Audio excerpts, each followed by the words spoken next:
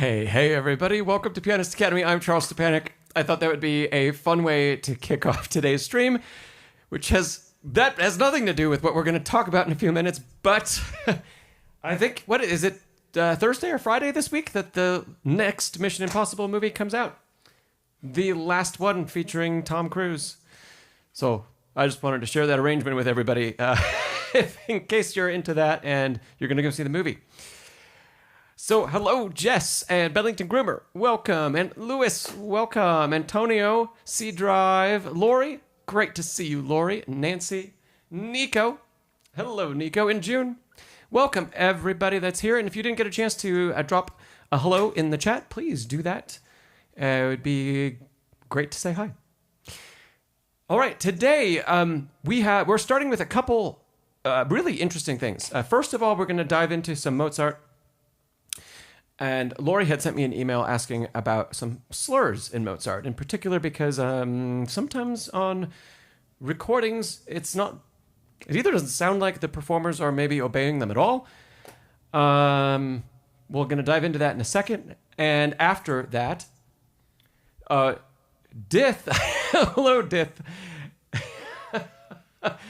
And after we talk about Mozart, speaking of Dith sent in a recording for us. And we're going to have a great time taking a listen to Dith playing some Mendelssohn and chatting about it. Dith, thanks for sending it in. We appreciate it, and we're going to enjoy listening to your playing. All right, let's dive in to Mozart.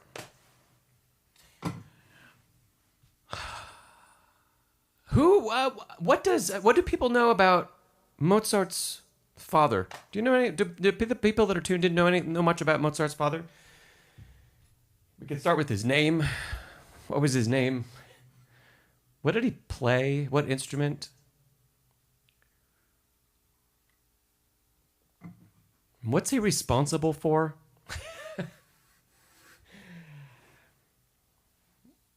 Dith, he was the bad guy in the movie. Love it. Let's see, says Leopold. Yes. Lauri, yes, he played the violin. Leopold Mozart played the violin. And he also wrote quite a bit on how to interpret music during the period. And so if we look back at how Mozart would have been, how Wolfgang Mozart would have been trained by his father, we get a great indication of what Wolfgang Mozart thought of slurs and how he wanted to use them. The classical period, let's draw a few comparisons. For those of you that have played Baroque music, Bach is the most common, right? Nancy said, did he write the musical joke or did Wolfgang? I don't know the answer to that. If someone here knows, please share. Nico, Mozart was quite the comedian. Yeah, we has everybody seen the movie Amadeus? I think it puts Mozart in an interesting light. Okay, let's go back. Let's take a step back to Baroque writing. And in the Baroque time, composers, and especially if you've studied Bach, thanks, June. Especially if you've studied Bach and you've looked at texts of Bach or at manuscripts, there is very little, other than the notes and the rhythms, there's very little written in the score. Right? So we progress forward and we get into the classical period, and composers began to write an incredible amount of direction for us in the score. Slurs are one piece of that. And of course, this is partially probably also has to do with the development of the keyboard instrument as well. But we get a lot more direction about what we're supposed to be listening for and articulating, playing, right? And as music continues to progress over time, I think we end up getting less and less, and this could be a conversation we continue later. There's, of course, a lot that's marked in the score after the classical period. But compared to everything the composer's trying to inject in the music or wants us as the interpreter to sense and play, we get less and less of that information. So music from the classical period it's incredibly important to really obey every marking, to at least have an understanding why, right? Why they're there. Hello, Jose.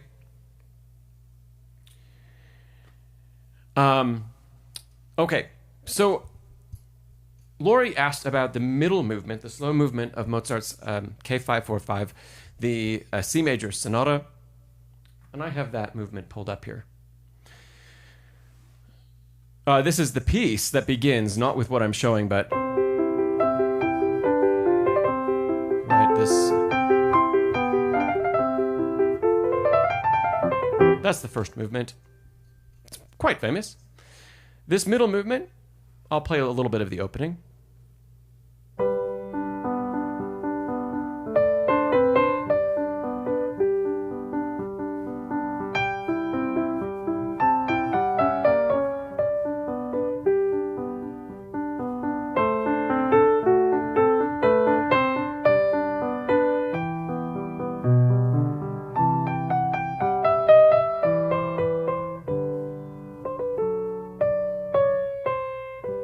Okay, so there's a little bit of our theme. And you can see that slurs abound. They're all over the place. And sometimes it appears as if they're right in the middle of an idea, just in the first two bars. You wouldn't you think of that as being one idea, right? So let's just start with that first one. We can use that as an example to talk about a whole bunch of stuff. What do slurs show in particular for violinists? Going back to Leopold for a second here. How are slurs in violin music different than slurs in piano music usually?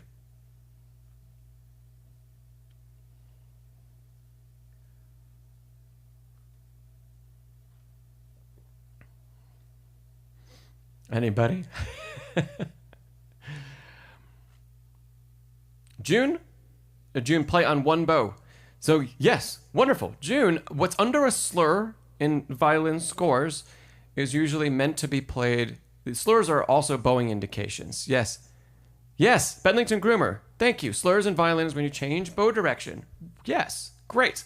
I'm so happy that the two of you know that. That's wonderful. So when violinists read slurs, they're not just reading a legato line like a pianist might. Hello, Brad. But they're also seeing, okay, everything under a slur is in one bow direction, and then wherever that slur ends, the bow changes direction. So, when Mozart was writing keyboard music, he was thinking of these melodies as being played on a violin. That would all be under one bow or in one direction. And then we'd reach the end of the bow, and the bow would have to change direction. Yes, hey, Rotzi. So it would change, and then it would change again. And if we go back to the score, right? So that's what Mozart has written here for this melody.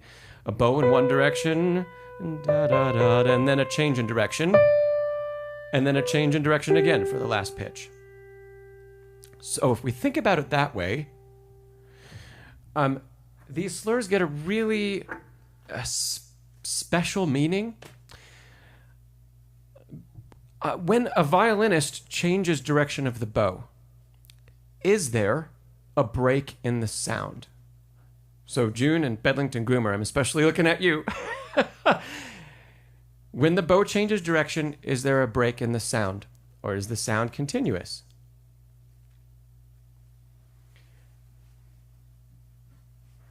June says the slurs on your piece aren't the same as the one you're showing. June, so this is a Bärenreiter Urtext, so I really trust that what I was showing is accurate to the manuscript. Okay, Bedlington Groomer, you say yes, there is a break. It's a slight break, but it's there. And that's correct, right? Because the bow is a physical thing. When the bow is in movement on a string, it produces sound. And as soon as it stops, and there's a moment when the bow changes direction, there's a brief moment, no matter how smooth the change is, there's a brief moment where the bow is stopped. And there is no sound happening. That's important. So now we can see that this line shouldn't be played all as one legato line, because Mozart didn't intend that. If he did...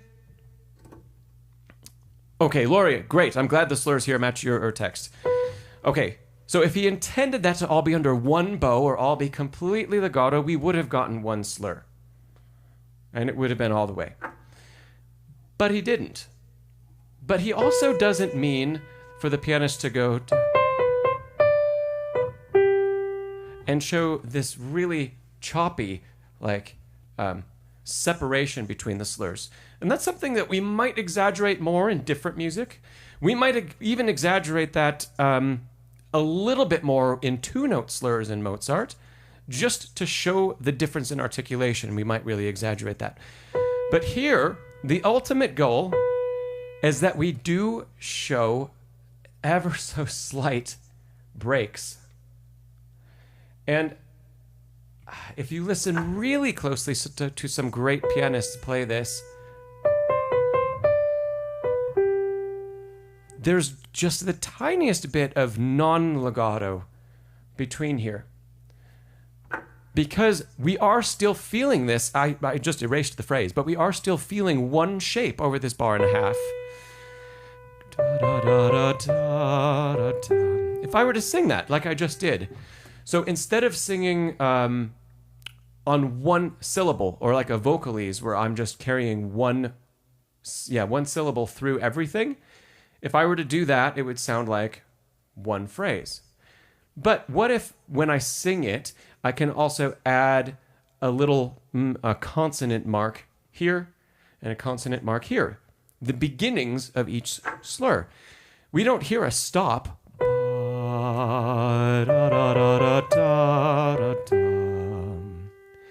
So we hear the one large idea and the one large phrase, but there's a slight difference in articulation. That's very hard to do at the piano.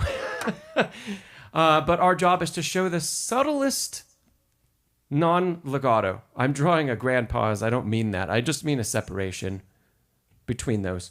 So the subtlest amount.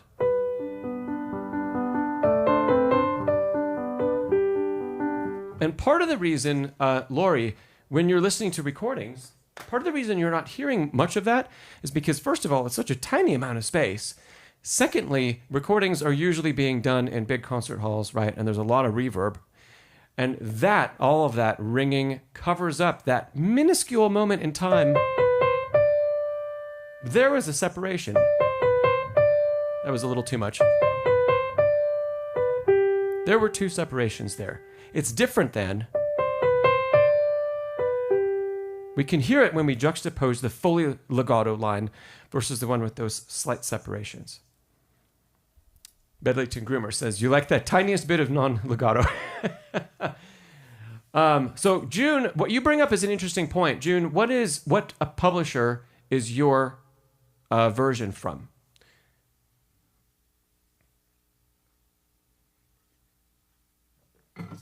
Lauri, when I listen to, for example, Maria João Pires play, because I usually love her Mozart, you have to listen really closely, but there is a tiniest bit of separation at the ends of each of the slurs. She pays attention to it, but she also shows the overarching line so well that it still sounds like one really beautiful connection from the beginning to the end.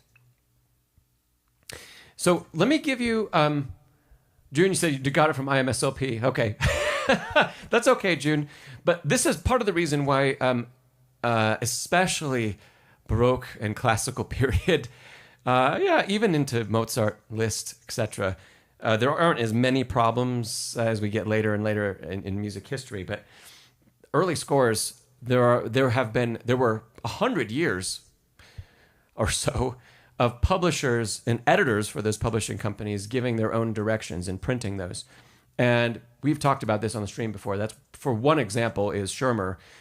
Schirmer scores are usually, they are a reprint of something that happened to be widely disseminated and very popular to purchase, a score that was very popular. But they usually are not historically accurate editions. They either have missed notes here and there, or like what we're talking about right now, the slurs will be given by an editor, and what editors have thought. Editors, they may have been great pianists at the time too. And what they thought and how they approached the music and how they're telling us to approach the music may have been a common interpretation when that score was originally printed. But if that was in, let's say, 1900 approximately, a lot of what we know today that is more common knowledge about the great composers, that was not common knowledge. And so there was a very romanticized interpretation, especially of Bach really hadn't come back yet, but especially of the classical composers. Things were very romanticized. So if you have, for example, like a Schirmer edition of Beethoven and of Mozart, it's likely you're not going to get all of the little marks and articulations that were original in the manuscript. You're going to get a more romantic interpretation of big overarching phrases. And that's not really what the composers wrote. So, phase, it says it sounds like the Bible. And Lauri, you say when you started to work on this Mozart movement, you tried to follow the slurs very carefully, but did very clear separations between them. And it didn't sound right. Yeah. So let's go through again 3 examples, and I'll keep even playing through this movement maybe a little bit more. I'm trying to sight read them, so I'll do the best I can. But let's start with just the first 2 bars. First of all, played with over legato, so just hearing it all as one big phrase.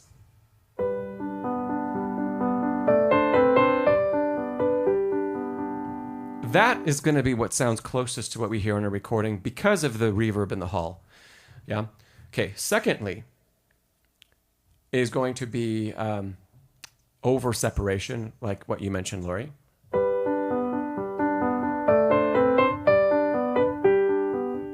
There's too much separation between the slur. And third, we're going to try to find the compromise between them. Just the slightest, tiniest gap.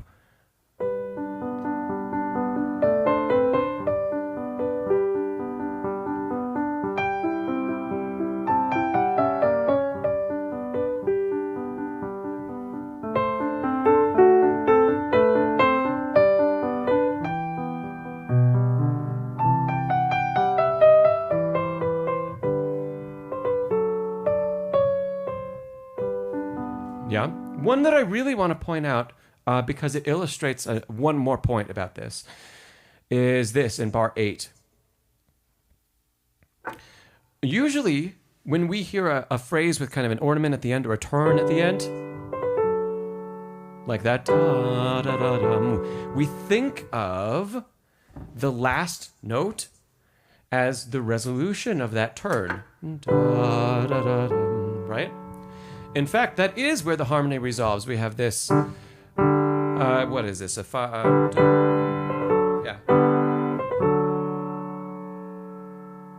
D. Okay. Yeah. It's a 1, 6, 4, 5, 7, 1. Okay, great. Oh, my iPad is acting up. Give me a second.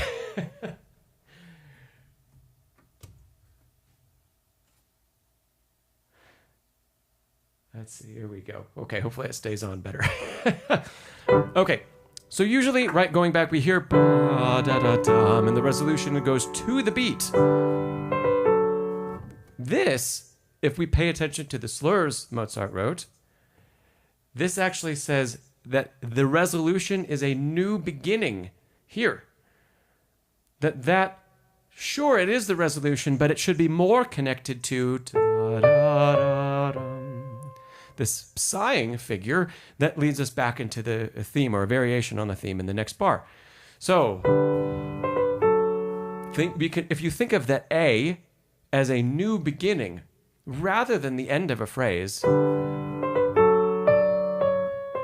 even if we don't do a lot of separation there, if we just change our thought and say that's the beginning and not an end, we're going to phrase it differently. And that's another way we can think about lots of these slurs as they're given. Where slurs begin is an intended beginning, right? If we look at measure 7 to 8, right where we were looking before. Great. That's very nice, and it's all one thought. But then a new beginning. A new beginning. So would you...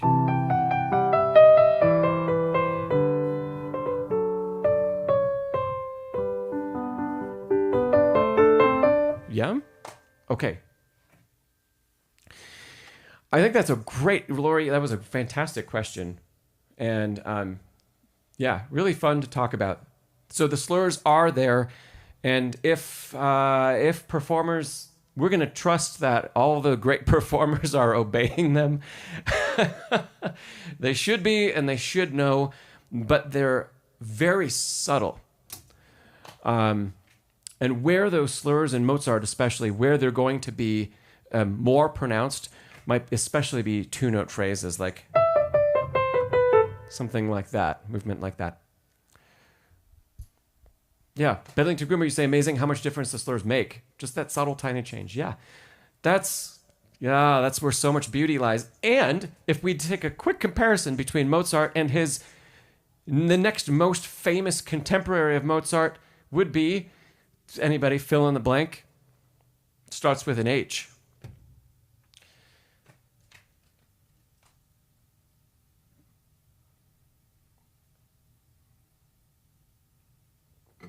Thank you, Dith Haydn.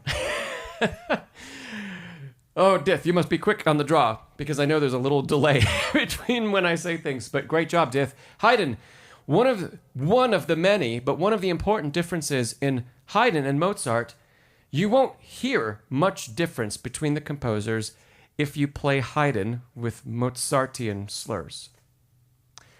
But there's a big difference if you follow the slurs for Mozart and you follow the articulations that Haydn wrote. That the style and the compositional tools and the harmony and how harmony functioned for both of them was so similar, and how they chose notes and to build phrases was very similar.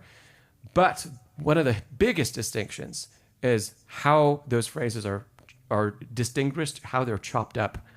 And Haydn is usually not allowing things. If you follow the slurs, he's not allowing things to come to the same measured conclusion that Mozart does. And so his music becomes much more animated, usually. Animated and surprising, because it's far less predictable. Anyway, great. I just wanted to make that comparison. Thanks, Dith. Lauri, sometime, I'm glad you could join us, and sometime we'd love to hear you play. I know you mentioned you can't come to these super often, but if you can, we'd love to hear you play something, so you can always send in a recording. But thanks for that first question. Secondly, well, before I move on, does anybody else have any questions about this topic?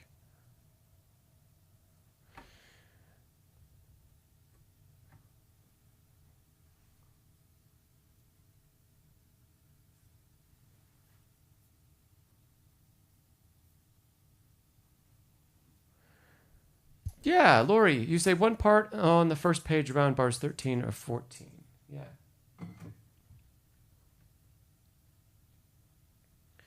Okay. The short slurs make an important difference there. Yes. Okay.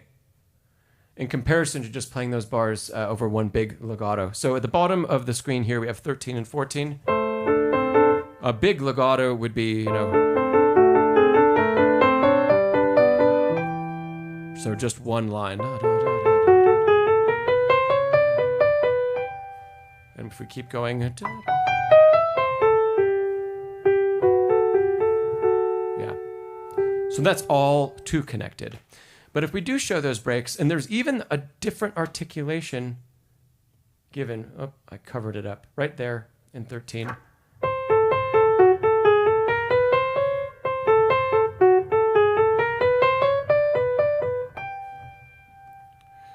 Those carrots are usually staccatissimo.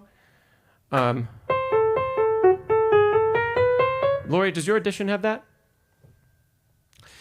Sometimes you'll see additions marked staccatissimo and staccato differently from edition to edition. Even the really authoritative ones. Even, for example, this isn't Henley, it's Bärenreiter, but I've seen editions of Beethoven and Henley where sometimes notes are marked staccatissimo and sometimes they're just marked staccato. So even there can be some question. Okay, great. Lauri, you have the same marking. So not only right there do we have the end of a slur, but then we have a very short articulation. So.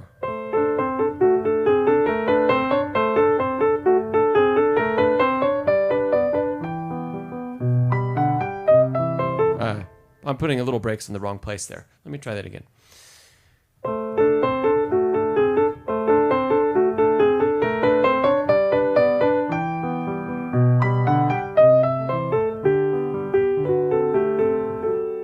That's close. Pretty good first sight read, but that's better in the end of 14.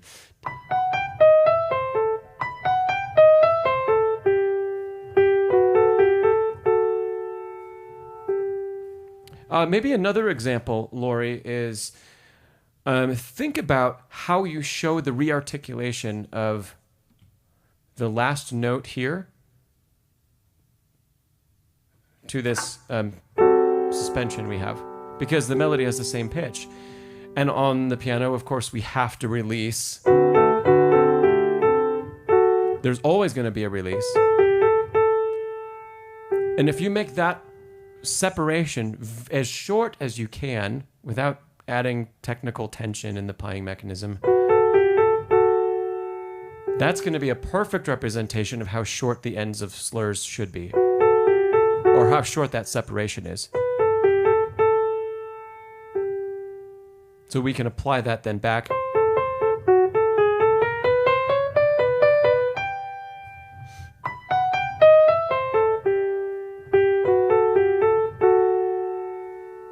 Yeah? So, yes, Lauri, work on separating and really showing the beginnings and ends of those slurs. It's you have to be really careful with your pedal. Yeah, really careful with pedal if you're using pedal in this movement, because the tiniest bit is going to just cover all of those minute details up. So if you do want to use pedal, which isn't out of the question, we have to be sure that it's released all over the place where the ends of these slurs are.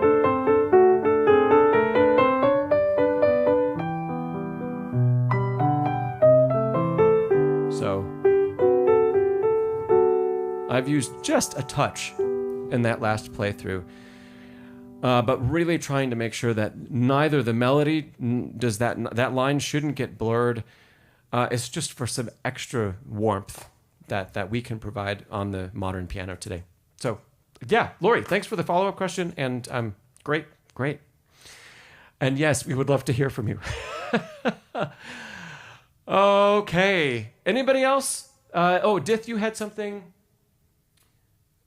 Bedlington Groomer, this is Mozart's C sonata in C major. Of course, this movement is not in C major, but it's a K545, nicknamed the Easy Sonata, Sonata Facile. It's not very easy. Not to get everything right, it's not. And the score that I'm showing is, I think that's what you're asking, Bedlington Groomer, that this is from, this is a Bärenreiter text score, which is my favorite publisher to use for Mozart.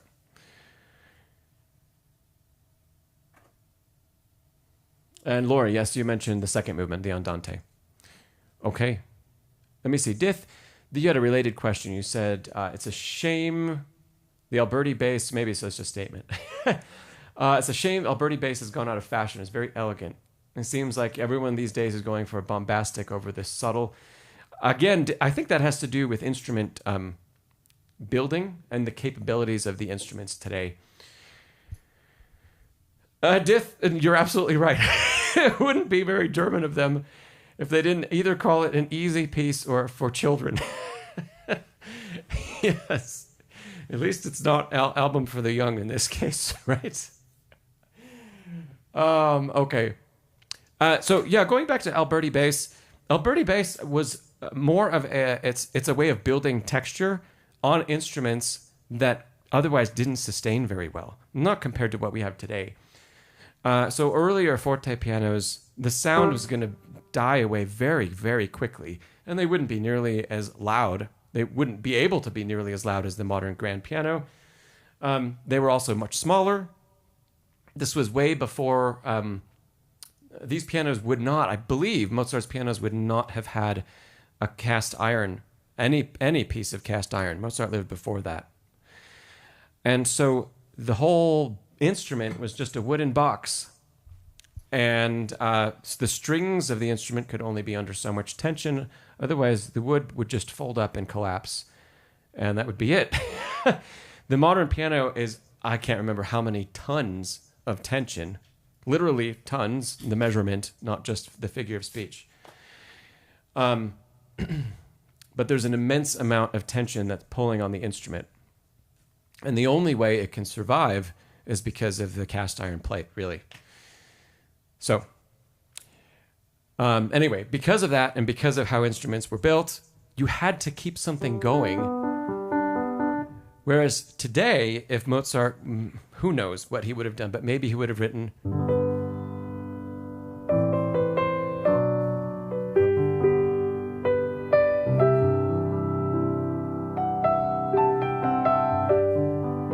Forgive me, Mozart. But, right, that single chord wouldn't have been as rich, nor would it have sustained across an entire bar or two. It's still ringing, right? It would have been gone in an instant. And that's why we get movement like that in that Alberti bass. And actually, on the modern piano, Alberti bass is way more difficult to control and play elegantly, using the word you mentioned. It's far more difficult to play it well than it was on the period instrument. You could just play it on Mozart's piano, and it would be nice, and it would do its duty musically. And on the modern piano, we have to be so careful. If we pedal it at all, we have to be really careful because there's so many repetitions of pitch that it can easily turn into this big thing that is not meant to be. It's just supposed to be a subtle texture that keeps pushing the music forward and keeps this bed of harmony going. So that has gotten harder on today's piano to play. Interesting. The modern piano is amazing in all of its own ways, but great question. Bedlington Groomer, yeah. You know, I'm not, now that you mentioned pianoforte, I am not sure when those words got flipped around into forte piano.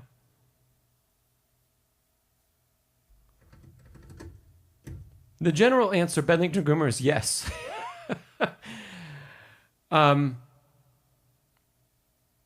Yeah, we'll leave it there. I can do a little bit more research on that.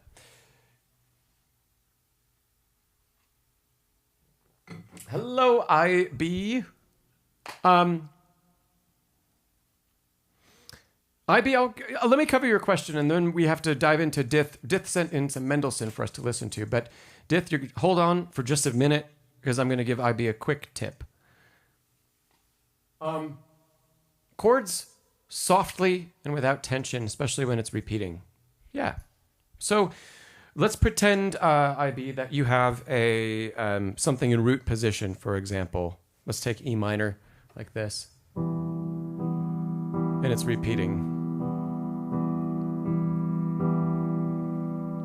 The biggest thing that we want to be sure that we have in order to keep the chord sounding and keep it soft is this. I wish I could zoom in on it, but a really firm bridge. So a nice arch in the hand, and it's over those big knuckles. And make sure that try to play from either, you can see what feels best for you, either the bridge down into the keys, or feeling like we're using the whole arm, but it's supported very well by the wrist and by the bridge. so that when I play, let's say with weight instead, and the whole arm is doing this, there's a fine balance between the mechanism being locked and under tension, which is bad, right? If we're locked, we get the claw. I need a button for that, the claw. And the claw isn't good. And we also can feel tension up here in the forearm if we're too locked. Yeah? So we want to just maintain structure. And you can see, if you maintain structure, for example, you could even just rest your hand on your lap or on your knee. And can you, without breaking the wrist or doing any weird movement in the elbow, can we move this? And I'm balancing on 1, 3, and 5, my fingertips, 1, 3, and 5 here. And can the arm move around and be flexible? It's loose, it's fluid, but it's not under so much tension that if I try to do this and I push, it looks like I'm not doing anything. But that's because there's so much tension in the arm that it's prohibiting the movement. So just balance on 1, 3, 5 and see, can everything stay flexible without breaking and without articulating, even without over-articulating the fingers? And we can come to the piano. And then you can play this for days and days without getting tired, without having tension. And if I hold one of these chords down, I can test all in exactly the same way. The wrist is firm but fluid. So is the elbow and the rest of the arm. It can move with me, and I'm not losing the energy that I put into the piano. But if I tried to do this, that's way too much movement, and the whole bridge is loose, and the wrist is loose, and we can't control it anymore. Yeah. So IB, good question. I hope that helps you out. Give that a try. And if you've got a follow-up, let me know. We'll come back to you. But it is time that we move over to Dith's submission. Dith is playing some Mendelssohn, Opus 30, number 3, from the Songs Without Words. Yeah, IB. Yeah, let me know. Okay.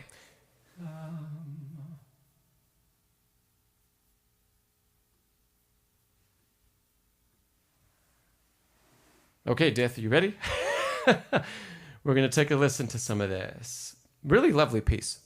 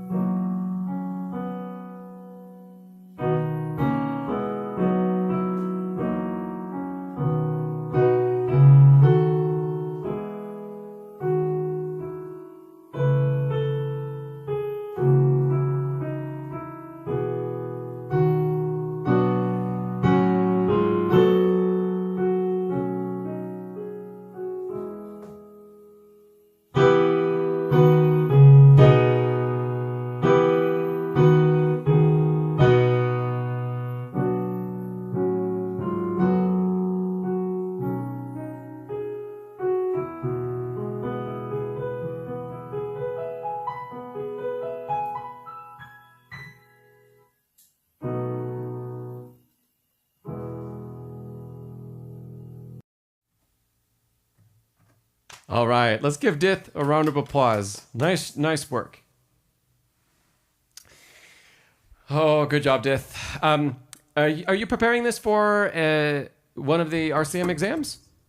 And hey, Z Spark. And if you are, even if you're not, how long have you been working on this piece? Interestingly, you said Dith. You say yeah for level 7. Okay, great. Just for everybody's information, most of Mendelssohn's songs without words opuses, the sets. Hey, Carlos. Hey, good to see you. Most of Mendelssohn's opuses of songs without words have one of these. They're almost like it's almost a hymn, which is very different than the other 5 in each set. So, yeah, I think they're really lovely pieces. All of the hymn-like numbers in the opus. Okay, Dith, you're doing great. You said 2 weeks? Wonderful, really great, especially for just 2 weeks. Okay. I took the liberty of scanning in my Henley edition of this. So there might be some if you're not following Henley, there might be some articulations that are different here. But I wanted to make sure we were going to work off a great copy. And I only had a paper one. So, okay, starting from the very, very top. What are the first 2 bars or 2.5 bars? What is their purpose? Either looking at it, for anybody, you could tell me that, or Dith, from the experience of playing it. Why are they there in the first place?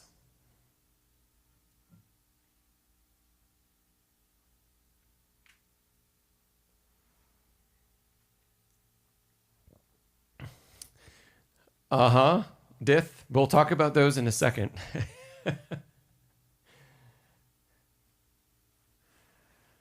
Anybody about the opening? Dith, you say feels like it's establishing E major. Okay. Bedlington Groomer, to scare the heck out of an intermediate player. We're going to talk about that too. Phase to establish the key. Okay. Let's put it in context. I'm not going to show the sheet music for a second because we're just going to listen. Brad, you said an introduction. Good. Okay. If I just start the piece.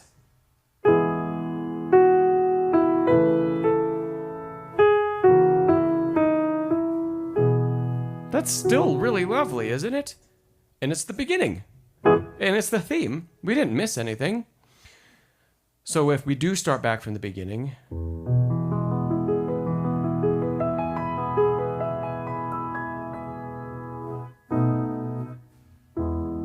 What is that doing?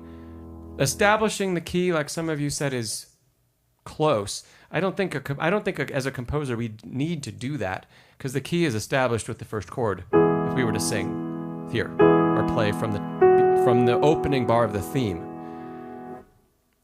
Dith, yes. Oh, I love what you just said. You said it's the piano playing the piece before the singer starts singing. Love that. Okay. Yes. So, these opening arpeggios.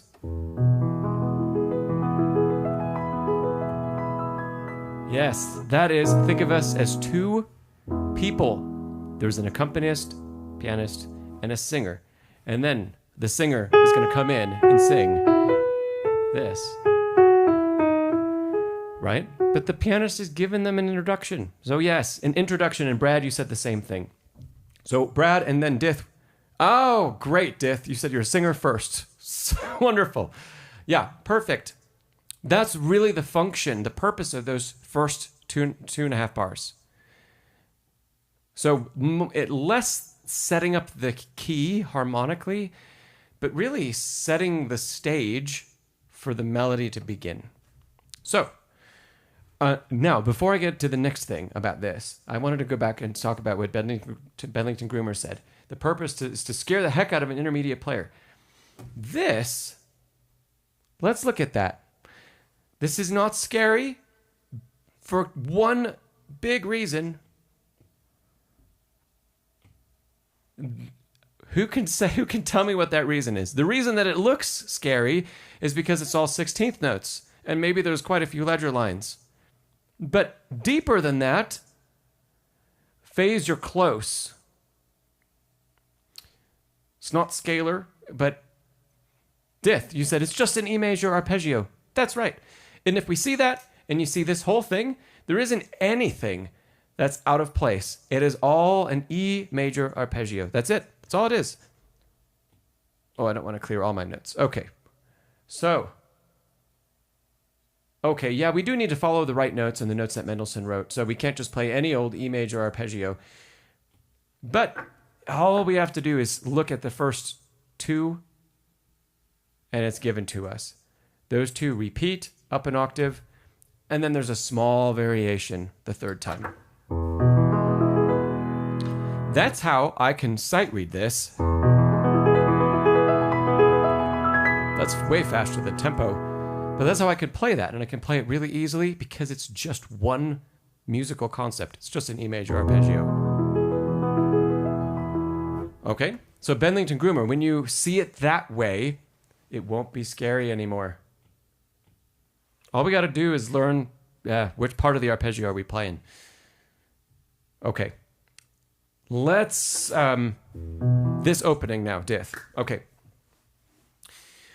Can you feel a little more sweep? That was a word I had written in there that I just erased, but more sweeping. So less notey. This is notey. It's very precise, but more like a little breeze.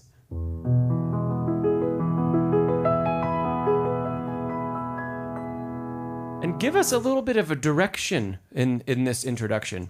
So it's not just a bunch of notes, but that we actually feel there's something musical being said. So I'm doing that with a little bit of time. There's some push forward, and then there's a pull back, and there's also, I've added a little bit of a crescendo and decrescendo, just to show a bigger idea. Yeah? Bedlington Groomer, it's okay. About arpeggios.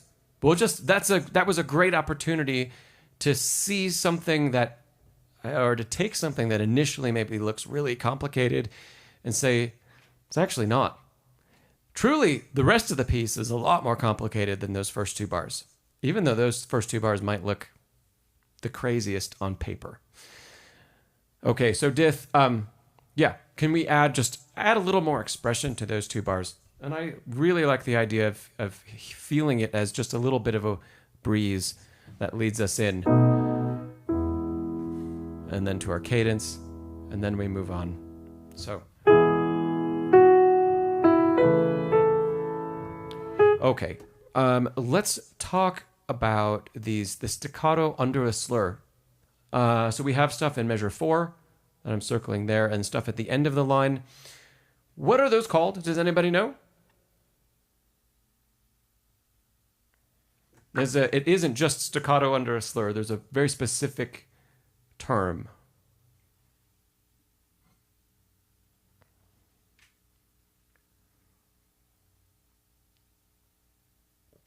Dith says confusing. It's confusing if we don't know what the underlying term is and that it's its own articulation.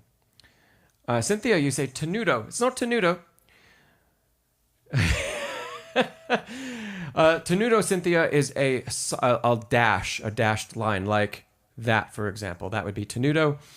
And everyone else that just came, Faye said, you asked ChatGPT, and they said portado. Carlos says portado. Lauri says portado. Yes, I'm glad no one said potato, because I'm glad autocorrect didn't do that for any of you. Okay, wonderful. It is portado. Portado is a slight disconnection from note to note. I also think it could be articulated maybe like a miniature tenuto. There's a sense of a little bit of pressing, not with bad technique, but musically that the notes are pressing. That is similar in a sense to tenuto, but truly, this bar, if we can show... So there is still a direction and there's still a line, which is given by the slur, but it's not completely legato, right? But it's also not staccato. It's between the two. Now the hard part, it's relatively easy to do this, and Dith, you can experiment with it. If you just play the upper line without pedal and show that separation, we're going to be in the right ballpark, okay? The hard part is when we get the pedal, and the pedal comes in, and we are probably pedaling right now the whole second half of measure 4 under one pedal, and then releasing the bar after. The next easiest solution is to just not pedal the second half of the bar at all. So, and then you really, make sure that your fingers are sustaining those notes as printed. The most difficult but most musically satisfying is to pedal and separate each one of the portato pitches.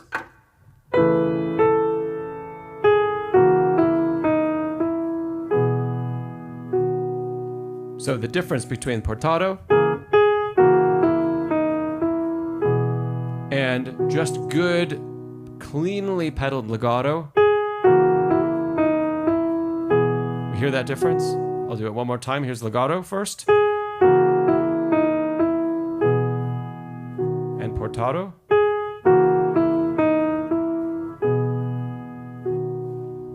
Slight distinction in pitch. Okay, so Dith, try that, all of those ways we just talked about. First, feel it with the fingers, and then try to incorporate pedal. If I know you're playing a digital, but if you can, try to find that point at the pedal where the pedal actually engages, if it's not all the way at the bottom, and where it disengages. Because when we need to pedal that many times in a row, it's really important that we're not going from the bottom of the pedal to the top. Because if we do that, this is what happens. I tried to do it as cleanly as possible. If I just do the pedaling without playing, that sounds bad. It's just really noisy. The mechanics of the piano are really noisy, and it's also too far for the foot to travel to make the adjustments that we need. So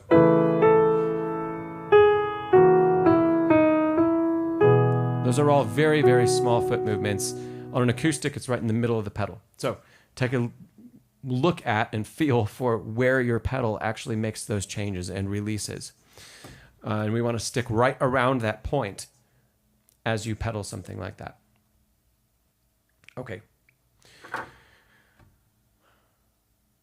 Dith, I'm really glad that you're a singer, because my next tip would be, how can you show more sense, overarching sense of phrase? And the best way for you to do that is sing it as you play.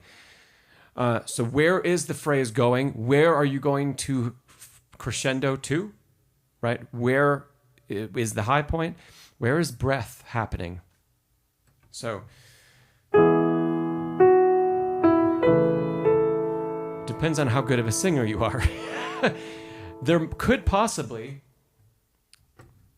if let's say the pretend text that we had for the piece, if it made sense that in measure 4 there was a period or some kind of punctuation, and that this was the end of a phrase, then we'd breathe.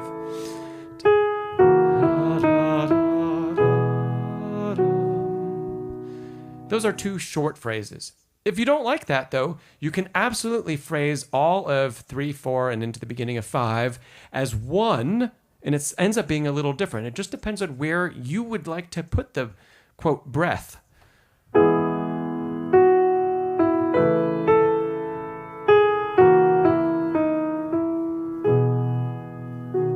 great. It's just a bit of a longer phrase. Continue to think about that in the next bits. Maybe that, man, if I were singing this, I would absolutely take a breath there.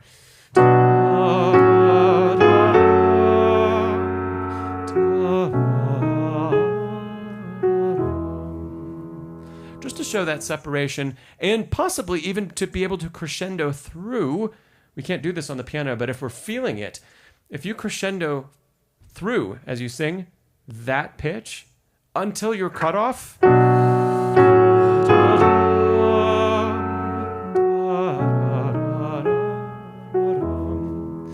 then we get a really clear juxtaposition of what the next phrase is. Yep. So even though we can't actually make the piano crescendo on that subito forte,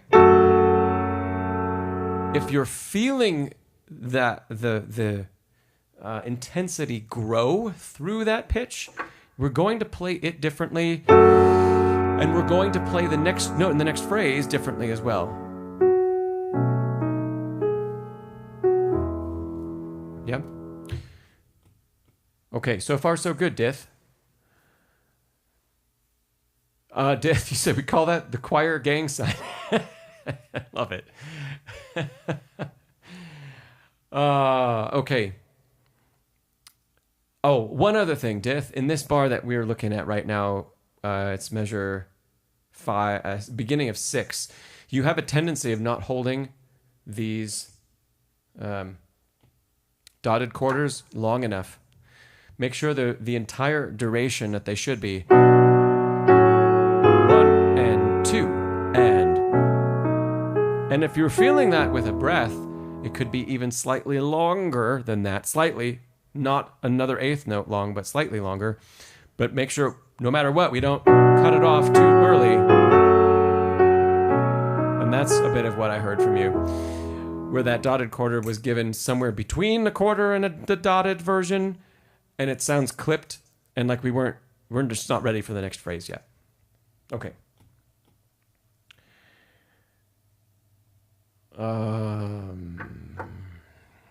Great. Dith, you may have noticed I said something when I was talking about the marking that is SF, and we're going to move over a couple bars. But that one that I just circled. Oh, and Antonio, I'm just seeing your comment now. You say portato is carried on. Interesting. I'm going to look at that some more. And thanks for sending the potato, Carlos. So Dith, SF, what is SF? What is that marking? Anybody else too? What does SF mean? I bring it up because the answer might not be what you think it is. Ah, Nancy. That was what I thought people were going to say. June says suddenly loud. Brad says same thing. Sforzando. Especially in this period of music, sforzando would have been given a Z also. Faze says ChatGPT says the same thing. There is a distinction, especially and also in Beethoven too, that SF means subito forte, not sforzando. And that subito forte is suddenly louder, which is what June said. It is suddenly louder, but it's within the context of the dynamic that we're already operating in. So here in this phrase, the dynamic is mezzo forte. So a subito forte within mezzo forte is only going to be a little bump. Almost not an accent. Just a little increase. But a sforzando would be like how you played it, which is... Now, which one of those two sounds more appropriate to the piece? A big accent is really out of place in the middle of this phrase. Maybe it would be one thing if the phrase began with this C sharp minor instead of leading into it.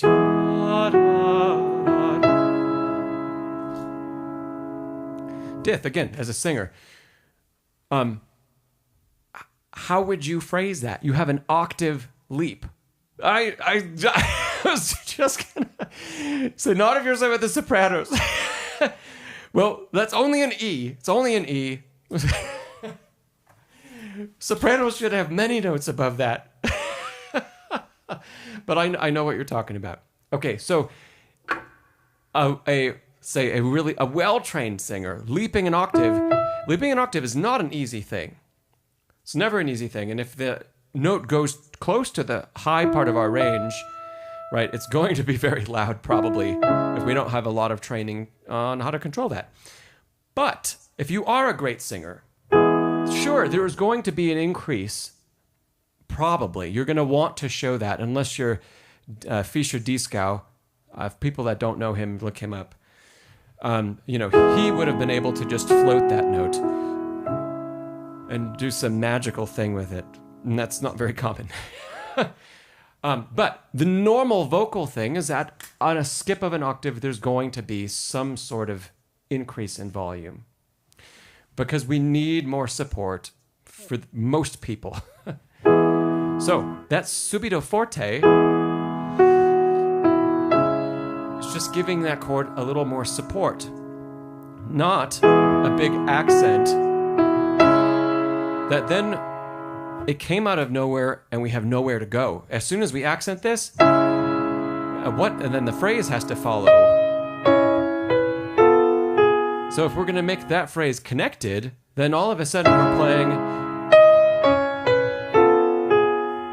And that one's obviously not good and not musical. Yeah? So anyway, SF, they're going to come back in this piece all over the place. And let's see. We had one earlier in the line in measure 6. It's just a subtle crescendo to a little bit louder, not accented. Same thing in measure 13. There. Just a little accent. Oh, a little accent. Accent's the wrong word. Just a little bit bigger. You could even think just a little more warmly. Just sink in a little more, and that's going to do the whole job for you.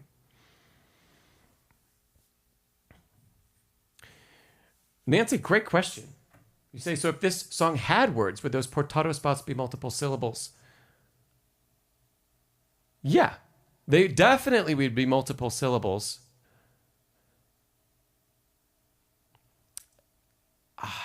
If it were actually, you could even think about it this way. If this were being sung, those portatos, instead of being eighth notes, they might be written as 16th notes followed by 16th rest for every syllable, to make sure that the singer would show a separation and not connect from one pitch to the next. That's a great question.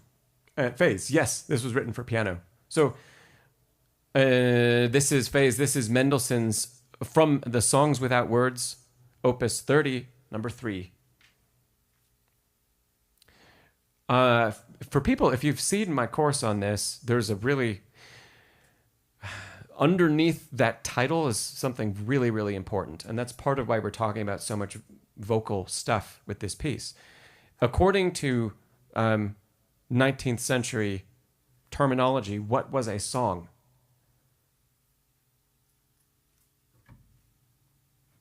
I'll give everybody an opportunity for that one. Song today means something different.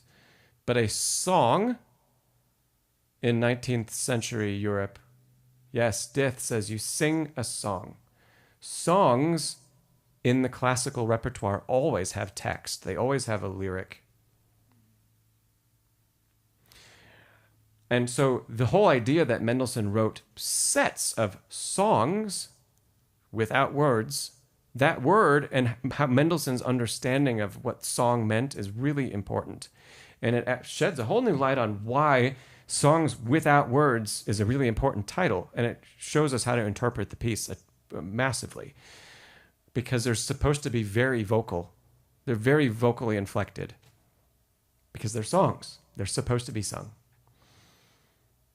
He just wrote these for solo piano instead. Okay. Nancy, you said you were wondering too if it were written for winds, would those be marked tongued? I don't know enough about wind instrument articulation to give a firm answer to that question.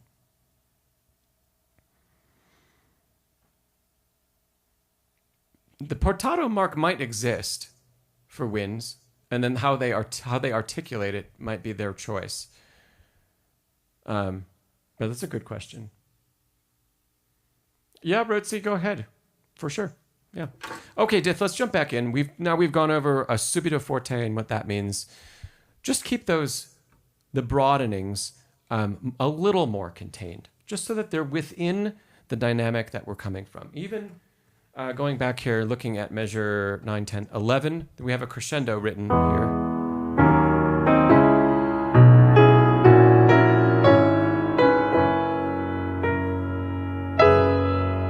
That's just a little bit bigger than the end of the phrase where we came from. And then instead of continuing to just fall, we have another subito forte in 14. So that mark is really important because it brings our direction of our phrase back up instead of letting it continue to drop. So from 13 to...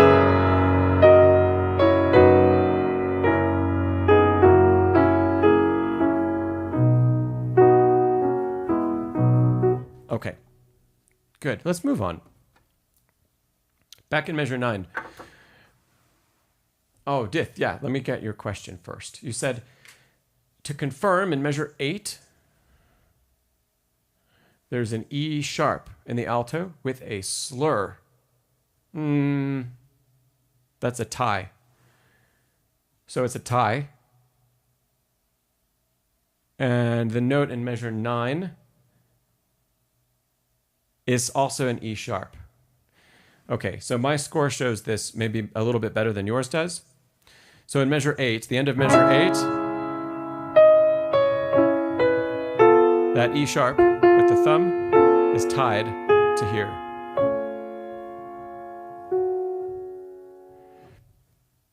So don't re-articulate it.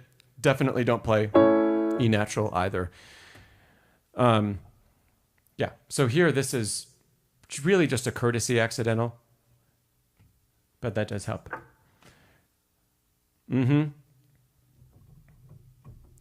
Okay, yeah, Dith, trust this one. This is Henley. For sure, there's not going to be anything wrong with this. The other thing I've noticed with the Songs Without Words, I have a private student working on the one in the next opus, and it's for level 8. And where was I going with that?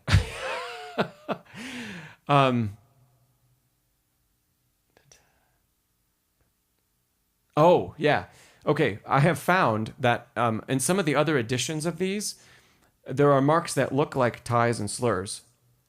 And they can be very confusing because sometimes what's intended is a slur, and a note it may be intended to be repeated, and other times it should be a tie. But because some editions, the way the two notes that they connect obscure what is supposed to be happening. And the Henley scores that I have do not do that. But I have found that teaching other pieces from these Songs Without Words. So depending on where you got your score, Dith, you see if you can check out, even on Henley's website, you can get a preview. Just by going to look at their scores, you can get a preview of their pages for free. So you could, if sometimes they eliminate a page here and there, so I mean you don't get the whole set, and you can't pirate it. But if you wanted to just compare, and hopefully they have the page that this piece is on and it's available to look at. Yeah, Dith. Okay, so my private student is also playing a song without words from the RCM 8 book, and we found some less than clear markings. So maybe check out the Henley website and see if some of these slurs or ties, they just might be flipped in a different direction, and it makes all of the difference in knowing exactly how we're supposed to be interpreting the markings on the page. Okay, so great question. That bar, E sharp, tied. Good. I have a marking right there for us to also talk about. And that is, I didn't hear any separation of pedal in measure 9 or phrase. It just got carried through that rest instead of showing a little bit of breath. So, yeah, continue to show that. We've got more portados around. Let's jump down to measures 14 and 15. We're getting into a little bit of an area where we have a couple things that repeat in this line and in the next line. So in measure, I'll start in 14. And when we get to 15, you're going to hear one phrase, and then you're going to hear that phrase repeat. Be sure, looking at the score and the marking I made, be sure that you're hearing the beginning of the phrase on the second eighth note of 15. So here's 14. This is an end on beat 1, beginning on the and. And then an end, a beginning. And then that's also like a beginning. So here and here. So be sure that we're articulating the end of one as if it's the start of a phrase. It is the start of a phrase. And beat 1 itself is the end.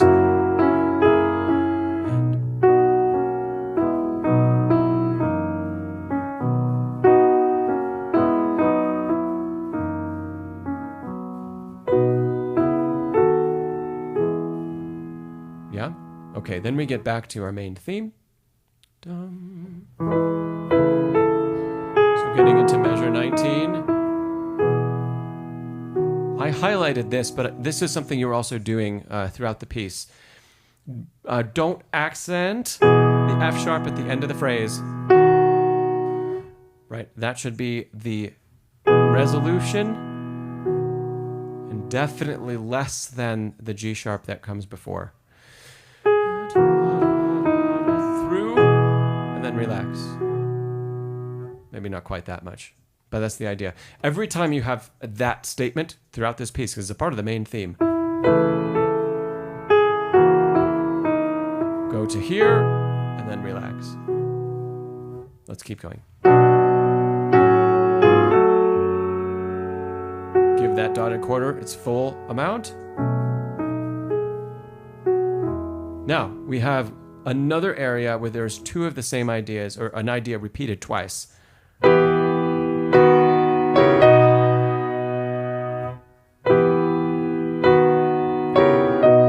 So what kind of difference can we make in color and interpretation from the first one to the second one?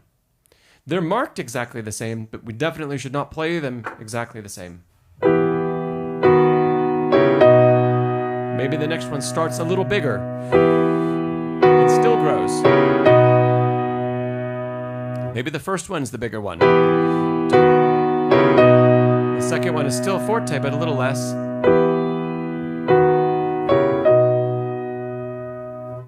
Yeah?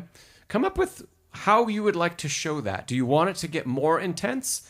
If it gets more intense, then we're going to draw a big contrast between the final cadence and the piano that follows. And if you do the opposite, if the second one is a little bit like an echo of the first, then we are nicely leading into the piano that follows. Both of those would be very valid. It's just whichever one would you like to show in your performance. You had a couple issues with the chords there, but we talked about those last time, about the fingers to use to play those a little bit better. So.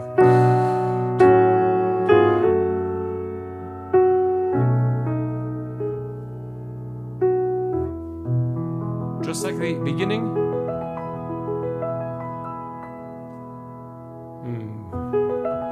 There are the right notes. Just like the beginning, more sweep, less notey.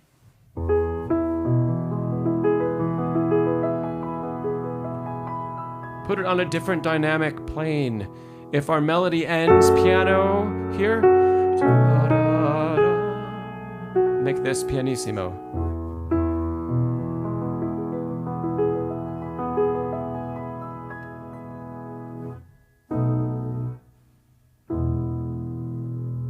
Yum. Yes. The hardest change is on the fastest. Yeah. But remember, your fourth finger is already there for that chord. Okay? June, you said, why are the dynamics marked the same then?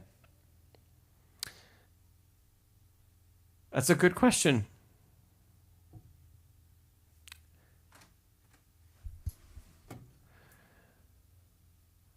So we don't, something composers always struggle with, I say this as a composer myself, is if we were to mark a different dynamic and a different accent, the first time or the second time, that can lead the interpretation to go too far away.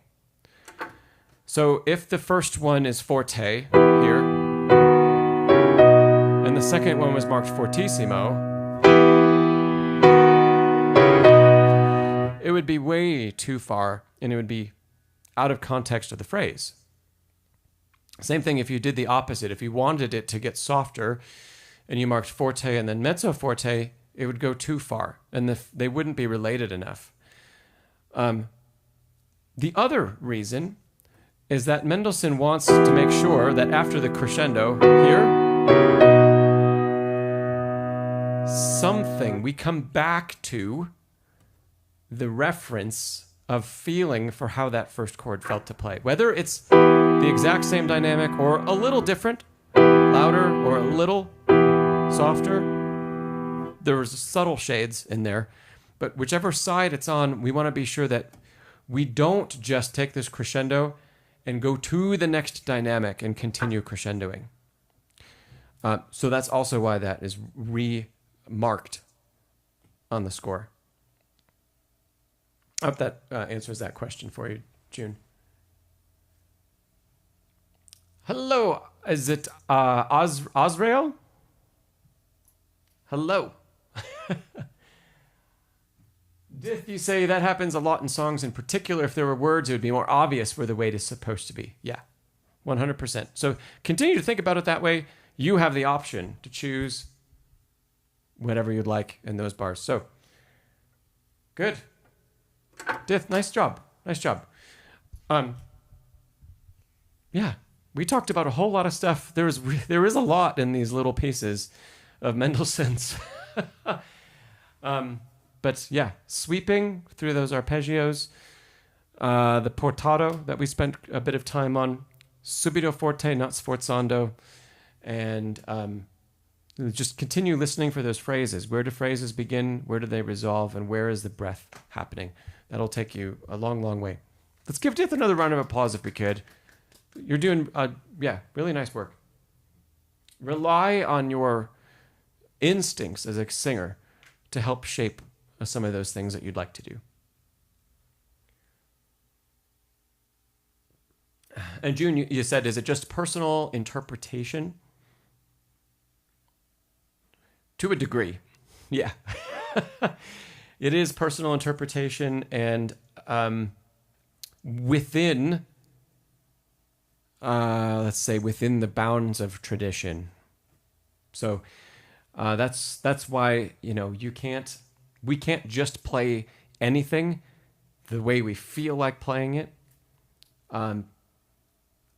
You might just get lucky and play something that works. But there are traditions, like how far is an echo supposed to be, and we learn those through experience and working on stuff.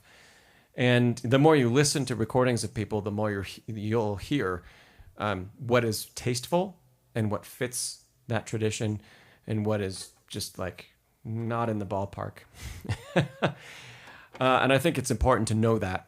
It's important to know the tradition and if you want to give anything like an authentic performance of a piece, or just respect where the composer came from. Dith, you have one more question. You say, what does pew mean when it's just there by itself? Is this in this piece? I don't have a bar that says pew anywhere. If I did, you say there's a pew marking on the first beat of 16. 16. Oh, okay. Sounds like that's an editorial mark from RCM because my 16 has nothing. The previous was piano. Yeah. And then no mark. So that, in that case, pew indicates, well, what does it translate to? It means more. So if it is marked there and you wanted to obey it, know that it's not Mendelssohn's, but it is a good suggestion. And it would just, you could feel more as a little bit more dynamic, a little bit more rubato. Both of those would be accurate. If RCM, if they're going to critique you based on their score, instead of doing an echo in measure 16, then you should do something that increases in volume if you know that they're going to be using that score to critique you. Yeah. Hope that helps. Yeah. Okay. Great stuff. Really. Yeah. I love the songs without words. I think they're really lovely pieces. Yeah, I enjoy playing many of them. Yeah. Okay. We have gone through lots of stuff that was sent in ahead of time. And for those of you here, we've had kind of a fluctuation as we've gone through this from about a dozen to 24 plus. So it is now time for your questions. Anything that you'd like to talk about?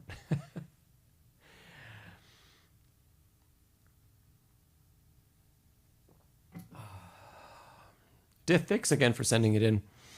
This was just, I think it's so much more fun to work on it after hearing you play than to just kind of give random thoughts.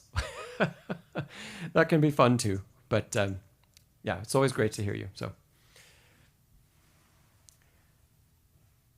all right. Who's going to be first up? This is a great opportunity. If you don't have a question or you're not typing something, hit the thumbs up button for this video. I'd appreciate that. And while people are thinking, of course, of a couple questions to ask, don't forget that I have 2 new things that I'm super excited about that have just come out. I have a whole new course on how to practice much more efficiently. There's a link to that in the description below. And I've launched a whole new membership program where you can get every course I've put out. We have 8 Zoom meetings a month. There's so much stuff. And it's a crazy good price. And that info is in the description down below too. So whether you want to take some of the courses and check it out. Check it out. That's all I'll say. Dith, you said maybe in 5 months you can send in a halfway decent version of the Bach that you were working on also. That would be great to hear as well. It's a lovely piece. I'm thinking about doing a course on that one. We'll see. Oh, Nancy, you said you got to hear Thibodeau play. Huh. Lovely. Lovely. And Azrael, thank you. Yeah, the program is just, check it out. Check it out. It's amazing. And there are a couple people that are tuned in on the live stream here that are in the membership program. And I think we're having a great time together. But you sound like Debussy by Christmas. You know, you'll be closer. I can promise you'll be closer.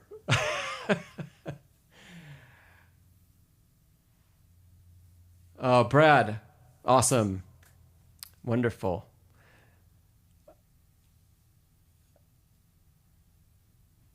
See, Lauri, so you have maybe a question, tips for playing Alberti bass in an elegant way. So June, thanks for the recommendation. June is one of our members. Thank you.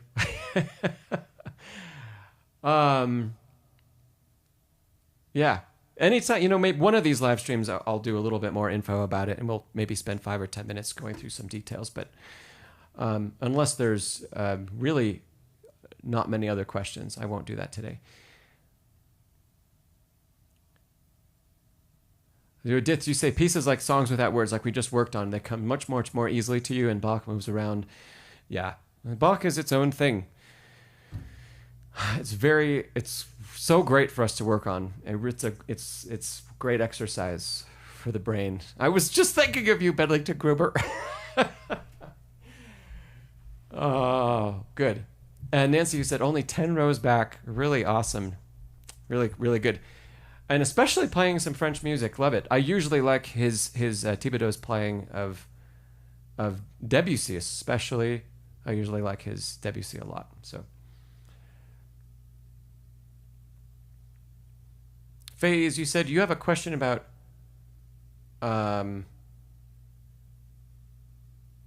maybe you mean contemporary arpeggios? Okay. I will wait for the full question to come in. June, you say chat a bit about trills and how to incorporate them into a piece. We can do a quick trill chat, and I'll give Lauri a few tips for Alberti bass. So we'll do trills, Alberti bass, and then a phase. If you've got that question in at that point, then we'll get to arpeggios. So June, let's approach this from two directions. Whenever possible, I love doing trills with more rotation of the hand, forearm rotation. I love that motion, and I love trilling between two non-adjacent fingers. So, if we need to trill between D and E, for example, doing that with 1 and 3 it can be very relaxed, and you can keep it going for a very long time because we're incorporating a little bit of rotation or a little shake in the hand. I think 1 and 3 is the easiest combination to trill with personally, but you can do the same technique between 2 and 4 if you'd need to, especially if your thumb needs to be occupied doing something else, which will happen in more advanced rep. Or 3 and 5, you can do the same thing, and then you have maybe 2 fingers that could do something else below the trill. So that is trilling non-adjacent fingers. The other side to this is really, we should be able to trill with any finger combination. And let's stick with the common ones for today. So we should be able to trill with any adjacent finger. For example, 1 and 2, 2 and 3, 3 and 4, 4 and 5. One of the best ways to do this, or to start to learn how to do this, is going through Mozart's trill exercise. And that was one of the very first videos I posted on this channel more than 3 years ago. Mozart's trill exercise 1, I believe I'll flip back here for a second. I believe it's listed in the Hannon book. I believe it's written out for you. It's not Hannon. Hannon didn't come up with it. It happens to be in the Hannon book, along with all of your scales and a couple other things that are not Hannon. They just happen to be in the book. I've also seen it in some method books. I was looking at Alfred's adult method book, the level 3, and very near the end of that book, near the end of level 3, it has you playing stuff that's like RCM level 6 and 7, which is crazy. It's good, especially if you can do it after going through just those 3 books in the series. But toward the end of level 3, Mozart's trill exercise is fully written out in that book. I believe I wrote it out in a downloadable PDF on the video that's on the channel here as well. So if you do type in Pianist Academy Mozart, probably it will be the first result. To explain it, Mozart's trill exercise, we're going to trill every finger combination. So every adjacent finger combination and every non-adjacent, well, skipping one finger. So we'll start with 1 and 2. And the idea is, as you go through these, you don't pause, and you don't, there isn't an accent on any pitch, but you trill 1 and 2, and then without stopping, 1 and 3. So 3 takes the place of 2. You continue trilling, and then you trill 2 and 3, again without an accent, without a pause. Then 2 and 4. 4 takes the place of 3. Then 3 and 4. As we work up the hand, they get more difficult. Then 3 and 5. And then 4 and 5. And then you'd go back down in the reverse. And you'd go through the whole exercise. You could technically... Oh, you say Alfred's level 2. Wonderful, June. Great. Okay. You can play as many iterations of one finger combination as you'd like, or you can do the literal exercise as it might be printed in Alfred or in the Hannon book or any other resource you might find, which maybe has a measure of 16th notes. So that would be 16 before each change. So 1, 2, 3, 4, change 2, 3, 4, etc. Change 2, 3, 4. And do that with both hands.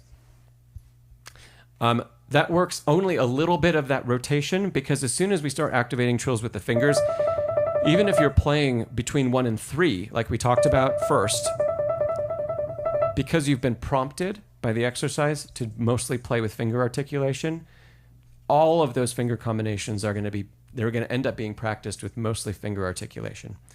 So you can practice your trills that skip a finger with more rotation outside of that exercise. I think that's a great basis to get us started with trills and to do some practice outside of repertoire. Incorporating them into a piece. Biggest tip about incorporating a trill into a piece is plan exactly how many alterations you're going to go through for the trill. Until you're quite advanced, plan exactly it's going to be 8 or 6 or 4, depending on how much time we have for the trill, and keep it measured. Don't worry about playing an unmeasured trill for an indefinite amount of time for a while. We don't need to work on that. And I mentioned that was something that came up, I think, in the last stream too. We were talking about Bach. Maybe it was for Dith. I can't remember.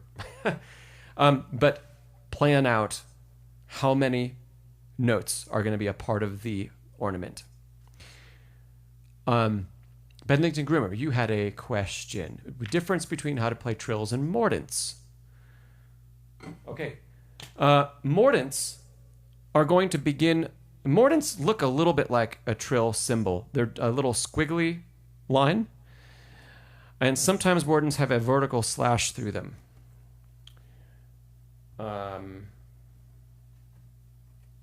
We're not going to add mordents to Mendelssohn. I'm just for the sake of drawing them on screen. Sometimes you'll see that as a mordent. Is it 3? It might be 3 squiggles. And sometimes you'll see, yeah, we'll do 3 with a line through it. The left is an upper mordent. The right, the one with the vertical line through it, is a lower mordent. So, if we were to play an upper mordents are usually just 3 pitches, and they begin on the beat, not prior to the beat. So again, if we're playing D and we need to play an upper mordent, we're going to play from D to, we'll say E, if we're in the D major scale. It'll be to the next diatonic pitch. Diatonic means the next pitch that is found within the key that we're in. For example, if you were in the key of E flat, you wouldn't play an upper mordent to E natural. You'd play from E flat to F, because F is the next diatonic pitch. So let's go back to D for now. An upper mordent just goes from D to E and back, and it starts on the beat. So if we have 1, 2, 3, 4, 1.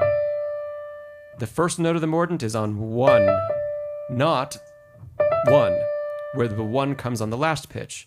that would be a double appoggiatura, or appoggiatura, or a grace note. Think about it that way too. 1, that's an upper mordant. Lower mordant would again start on D and play the pitch below. 3 pitches, da, da, da, starting on the beat. So upper, lower.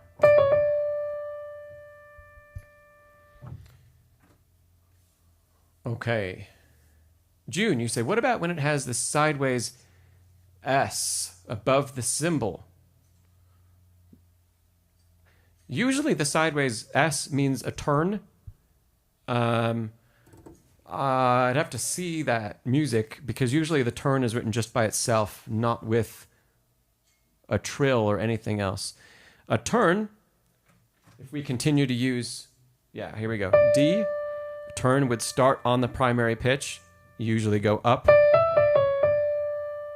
So up through our primary pitch, down to the next diatonic pitch, and then we end where we start.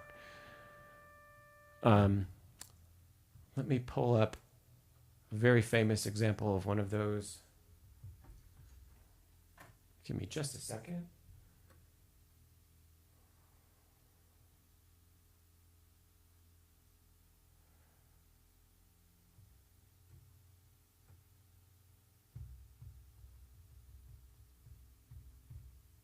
Okay.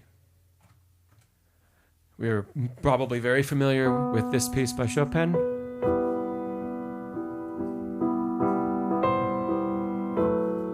Yep. Later in the piece, there's our turn symbol in measure 16.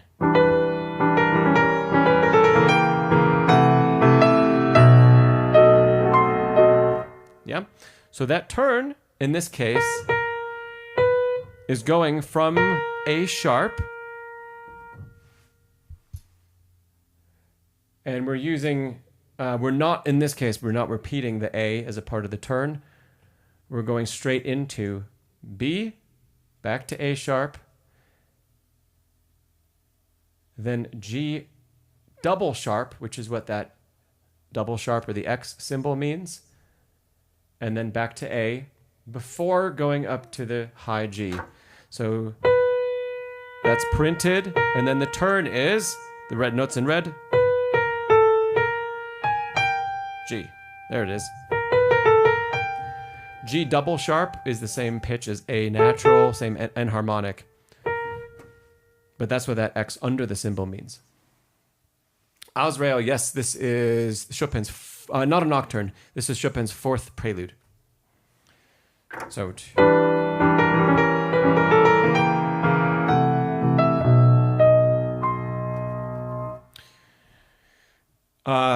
June, that's the best answer I've got for you off the bat.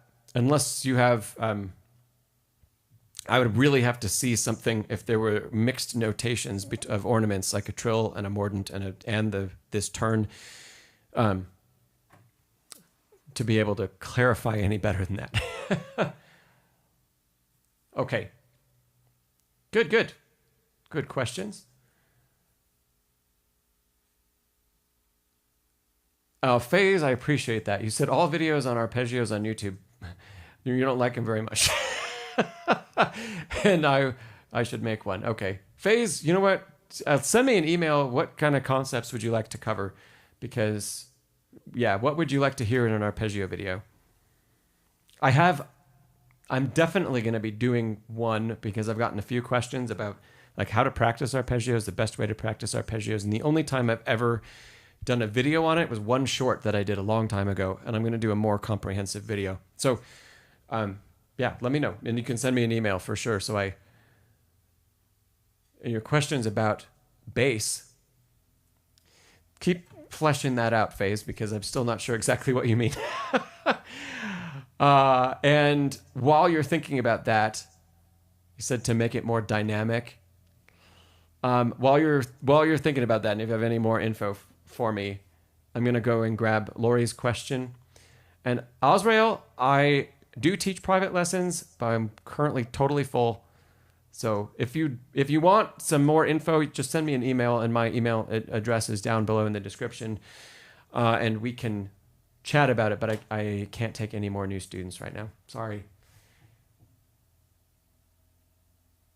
You know, speaking of that, Oswald, the first, this is a great place to come for sure.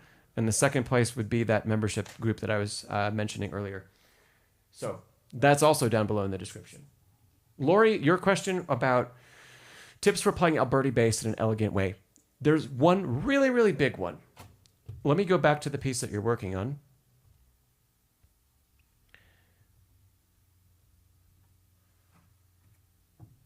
Okay, often, right, we see Alberti bass, and these are just all a bunch of individual pitches.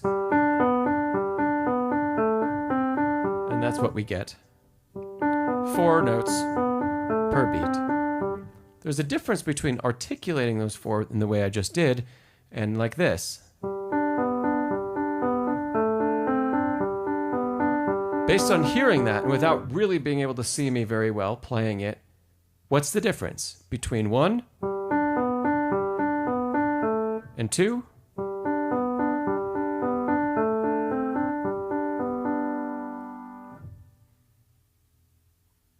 Phase. There's no pedal, actually. I'm not using pedal. And I'll prove it to you. I'm like completely turned away from the piano. Lauri, you're on. Yeah. Lauri, your answer is correct. So I don't have feet near the pedals at all. I can't raise them to see them on camera, but they're all the way out here. And primarily, I'm, yes, fake pedal, phase, you said fake pedal or whatever it's called. Finger pedaling. Yeah. So finger pedaling, that's a term I've heard Graham Fitch use.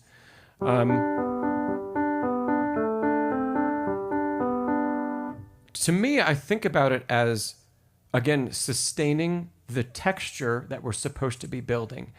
And especially because when we're playing Alberti bass, we need to be careful that we don't use the pedal or don't use too much of it. We can have to do more of that sustaining with the fingers.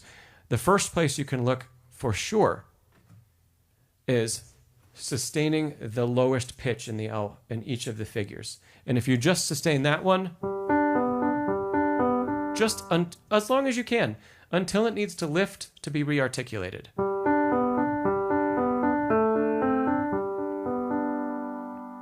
Yeah, it provides even some interesting voice leading too, because then we're hearing how the bass has its own counterpoint, which is nice. Second to that, sometimes, depending on the speed, you can also sustain the middle pitches as well. So many times as I play through this, you can hear all of the pitches sustained.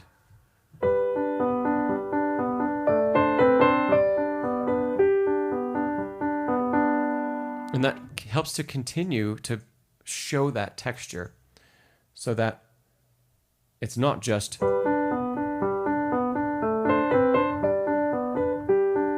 that ends up sounding more like a children's exercise. But this sounds more like music. Yeah.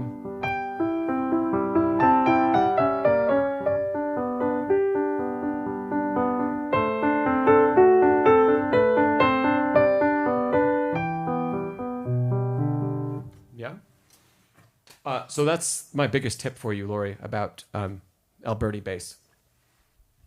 Start with working on the lowest pitch and using some finger sustain or finger pedaling to carry that through so that it's not as choppy.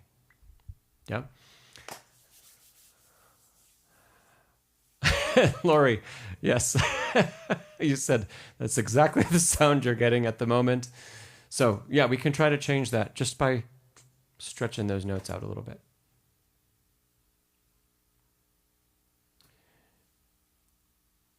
Yes, my pleasure, Lauri. Let me see. Dith, you said, so for the first set, the note would be a quarter note. Kind of. Kind of. You could think about it that way. What I would urge you to see as you can, instead of thinking about the rhythms being different, look across a beat or across a bar and how often is something maintained. So here we have G, and it really lasts until that note is changed to an A. Of course, we have to re-articulate it, but when we look at it this way and we say this chord that the Alberti bass is showing, the whole chord and its component notes need to sustain for 2 beats. Then we can say, truly, every note has the opportunity to be held. The only thing that's going to get in the way of that is how often the note needs to be re-articulated. So for the thumb side of the hand, because it's every other pitch, we can't do much holding of the thumb at all. There's not time. But for the 5th finger, we can do a lot of sustain. And for the 3rd finger, right, so this is 5, 1, 3, 1. For the 3rd finger, we can do some.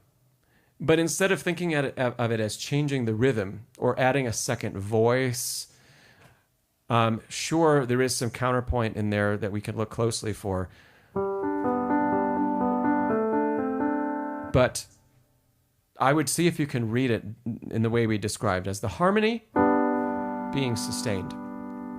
Because that's a concept that's going to come back over and over again for you in a lot of different repertoire, not just Alberti bass, but you'll start to see that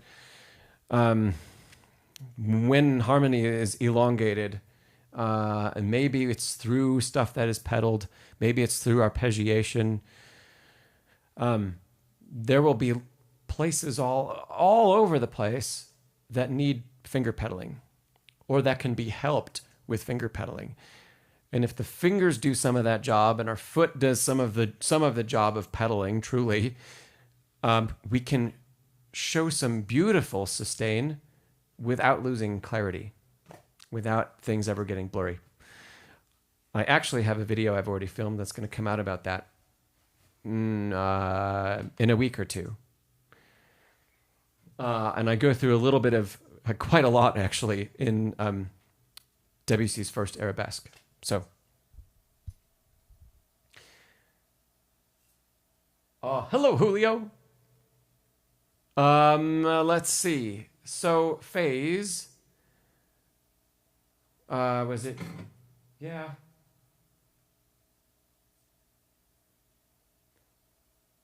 Do you have I'm looking for any elaboration on your question.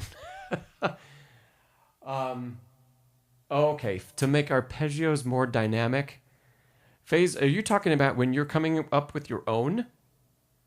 So are we talking about composition of arpeggio-like stuff?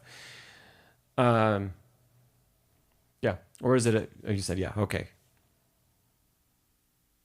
I'm going to give you one big tip. How far you go with it is completely up to you. But this is something that I've shared with my private composition students. There's a lot that you can explore. I see. Are you saying E flat? D, maybe D flat. Okay, so you said because what you're doing is a guitar double, something like that. Okay. Well, I'll use D flat because it's just it's beautiful. So playing a simple arpeggio begins like this. Right? Well, I'm not going to go into technique. We're just talking about the notes that comprise the arpeggio. So our triad is there. There's the triad plus the octave.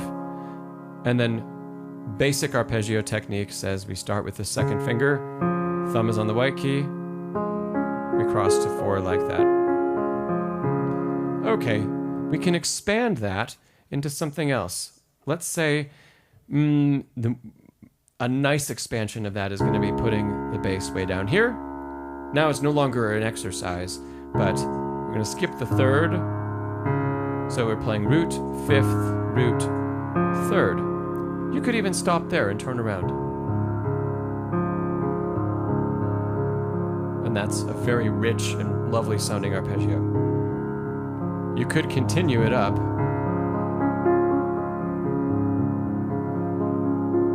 And this is starting to sound like...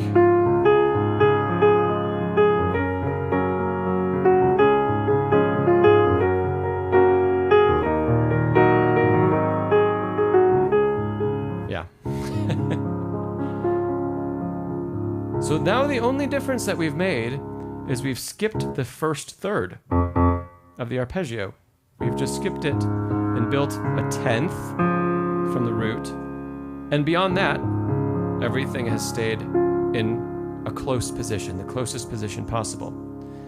Okay, step after that. Don't, and this is the big one, don't only play arpeggios that go in the same direction for 2 beats or 4 beats, but try to make it change direction.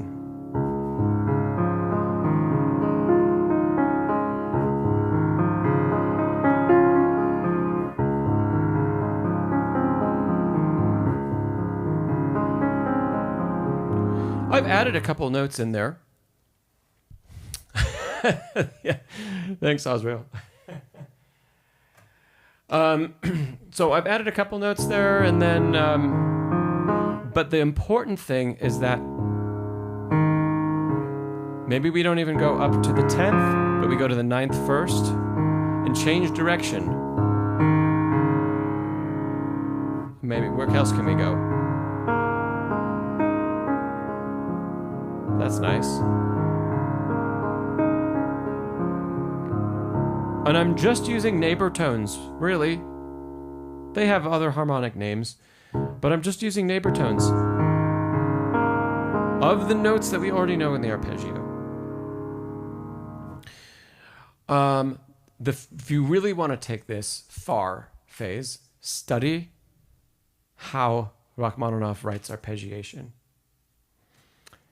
And there are some absolutely brilliant things that he does. And it's just really, it's wide and expansive and beautiful, and it almost never follows that simple formula that we just, do that. Like you'll see in a lot of contemporary piano. Not to say that you have to write arpeggiation that's that difficult as Rachmaninoff, but if you glean 1 or 2 things from it, what kind of color tones are used? Where does he choose to turn the arpeggio around? How long does it change direction for? How many beats? How many notes? How does that change in direction? Does it aid in taking us somewhere? Is it helping to expand the feel of it, or is it calming down? Because usually we think descending is calming and ascending is expanding, and it's not always that way. And he is a master at writing arpeggios that are just gorgeous.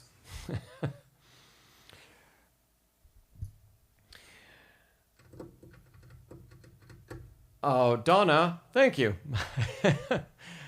Julio, you said, what's the best way to tell from just hearing the song if it's in 3/4 or 6/8? Yeah, okay. Some say 6/8 sounds like a pendulum. So most often, 3/4 is waltz time. 3/4 is also, here's the biggest difference. 3/4 has 3 beats per bar. 6/8 has 2. Somebody explain that? 6/8 has 2 beats. It's a compound meter.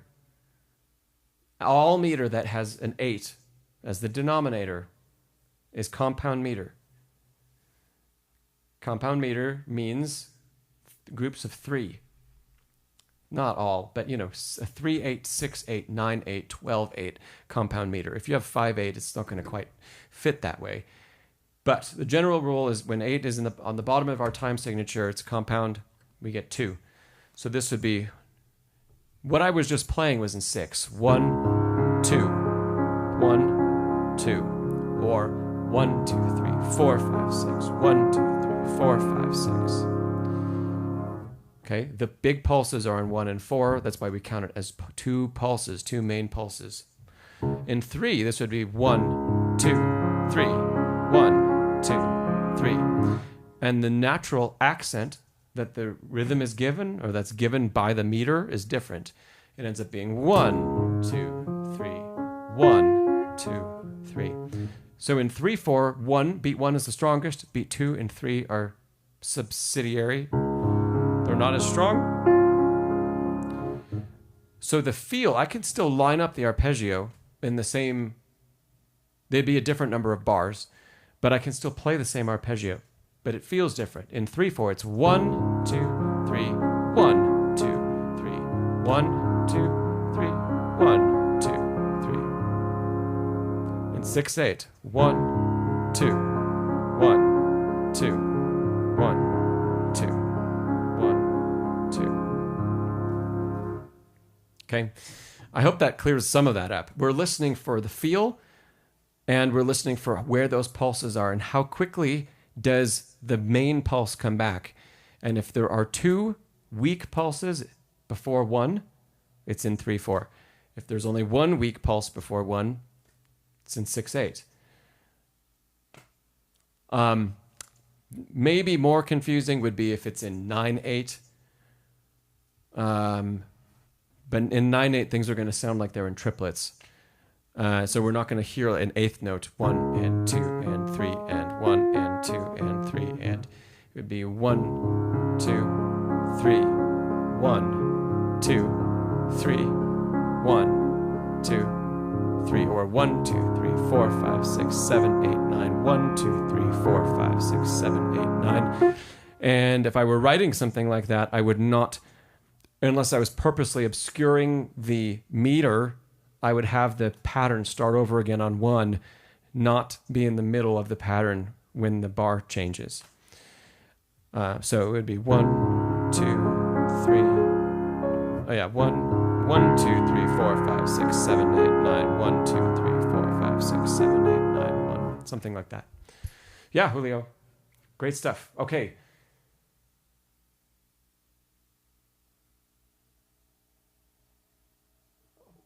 Phase, I'm trying to figure out what we're talking about.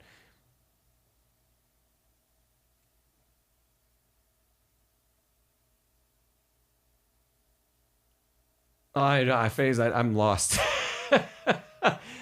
I'm not sure where you're going with a melody, 2 notes on the 4th to the minor 3rd. That sounds like it was strange. I don't know what piece we're talking about, though. Oh, you said sometimes arpeggios fight with back and forth 2-note melodies. Oh, yeah. Yes. Yeah, there's no way around that. There's a reason why... if you know about my other channel, there's a reason why I don't arrange a lot of really contemporary music. And it's because it doesn't fit well on the piano at all. Because it's just a note or 2 notes. And there's so little that we can do. And like you're discovering, not only is there little that we can do, it just kind of sounds bad. If you take it away from its original form. So... yeah. Okay. Well, this is good. This was great. This feels like we're coming to our end for today. We got through all of everybody's questions, and we had 2 segments at the beginning. This is wonderful. So we're going to wrap up. It was great to see everybody.